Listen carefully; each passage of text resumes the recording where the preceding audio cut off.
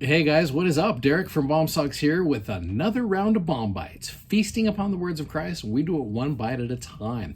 So welcome to the book of Helaman. Now, you know Helaman is going to be a fantastic book. When you look at the heading to the book of Helaman, and it says, the account of the Nephites, their wars and contentions and their dissensions. And then you jump all the way down to verse number 1, and look what it says.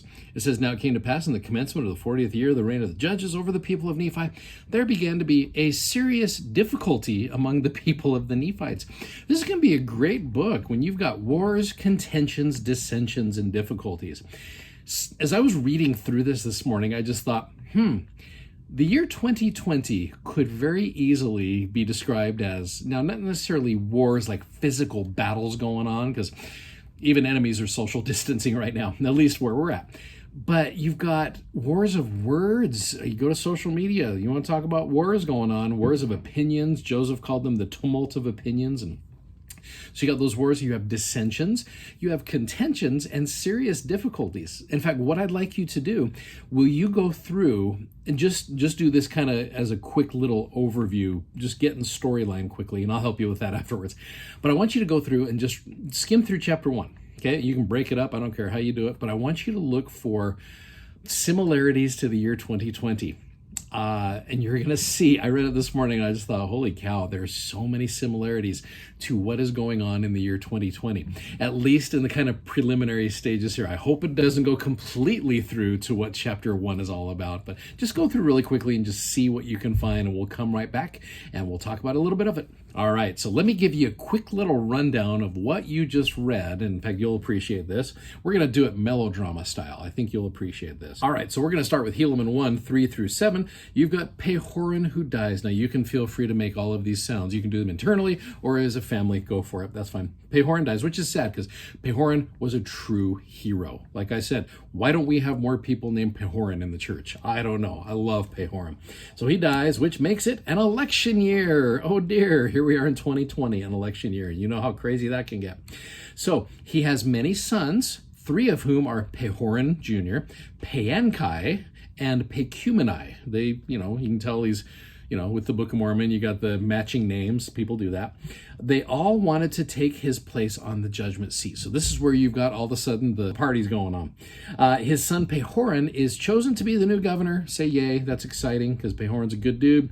Pecumeni was a good sport about losing. He kind of joins in with the rest. He unites himself. He's like, cool, my brother's a good dude. However, Paankai, not so much. That's why you don't see people named Paankai these days. He starts a rebellion and tries to take over the government. Feel free to boo that action there. So you get into verses 8 through 13. The rebellion falls and Paankai is sentenced to death. Yay, it's exciting. He's a bad dude. Those who supported Paankai and Kishkumen, oh, you boo that name. You boo that name hard. Kishkumen's a bad dude. They try to kill Pehoran. You can gasp there. Kishkumen stabs Pehoran while he is on the judgment seat. Ew, right? Kishkumen gets away, and he is protected by his friends, the Gadianton robbers. Feel free to sustain your boo loudly on this one. Those guys, as it says in the Book of Mormon, are the main reason the people in the Book of Mormon fail. It's tragic. It's tragic.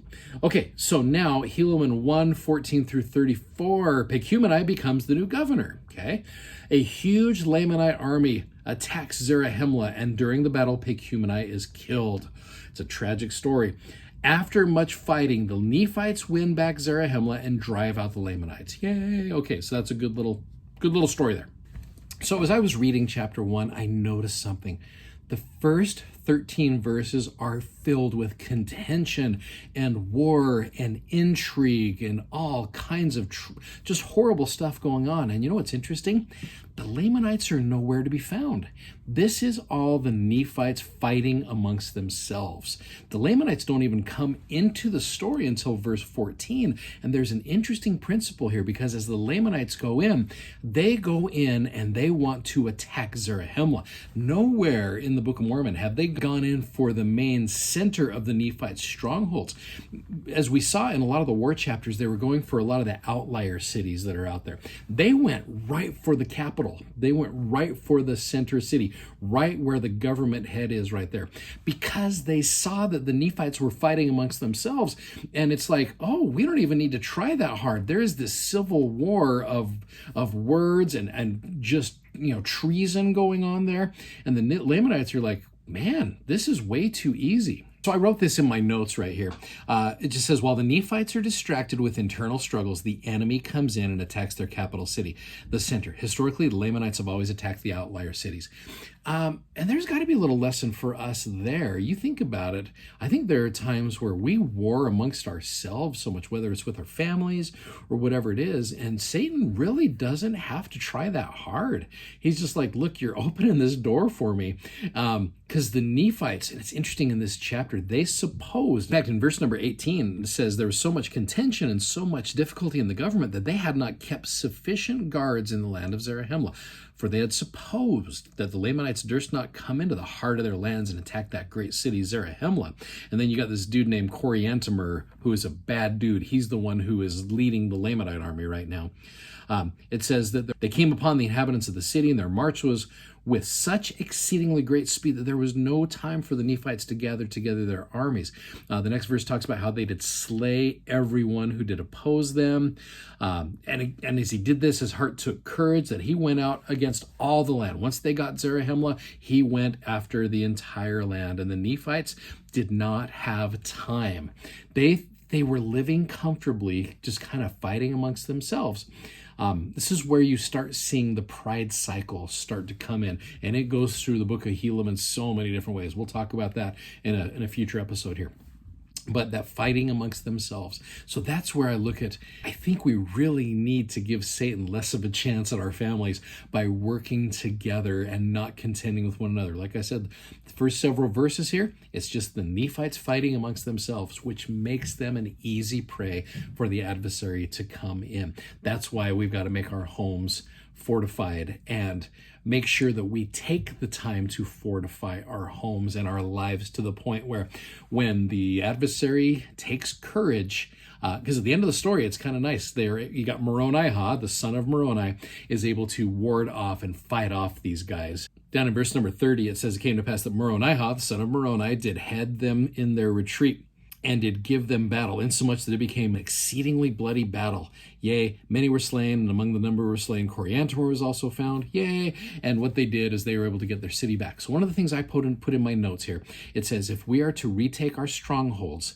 then we must be prepared to do battle with the enemy. Every single day, we've got to do battle with the enemy. So anyway, that's just a little thing that I picked up from chapter 1 right there. Chapter 2 and chapter 3, you're going to see a lot of similarities. So tomorrow's episode, a little bit similar, but we're going to throw a couple different things in that's going to lead up to some pretty cool stories later on this week. You guys are great. Thanks for watching. Thanks for subscribing. And thank you for sharing these messages. You guys have an amazing day. Keep your family safe and keep battling. Godspeed. Bye-bye.